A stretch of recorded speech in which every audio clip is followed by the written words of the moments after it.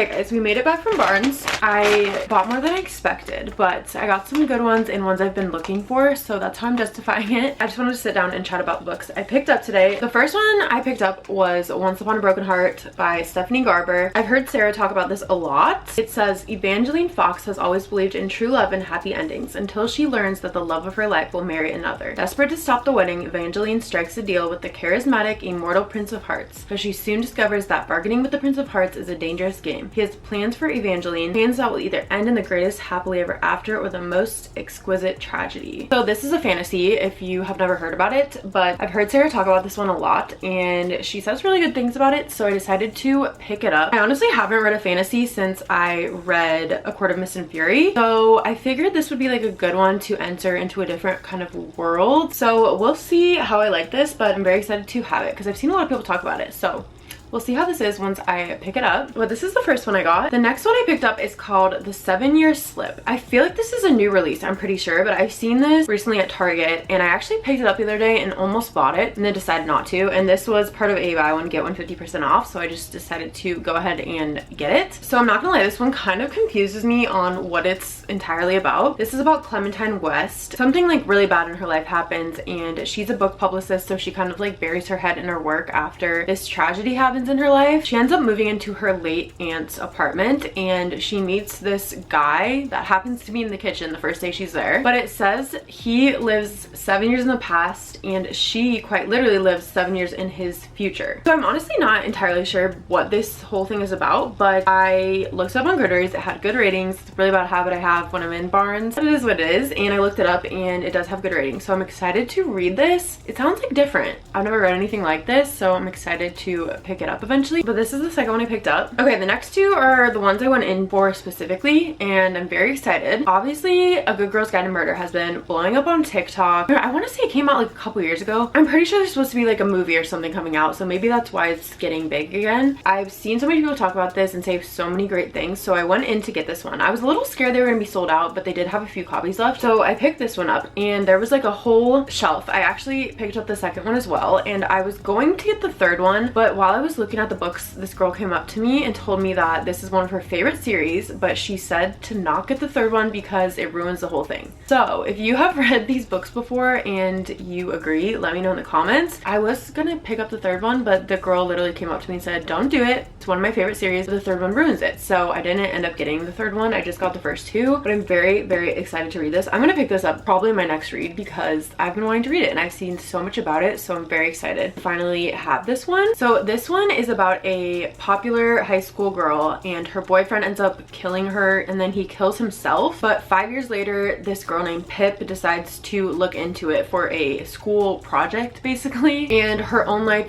ends up being in danger because she's not supposed to be digging out these secrets about this past murder. I'm very excited. I've heard such great things and this is like exactly the type of mood I'm in right now to read, and if you don't know, I'm like a huge mood reader, so I will be picking this one up probably next. But let me know again if you think the third one isn't worth it, because that girl told me that it wasn't.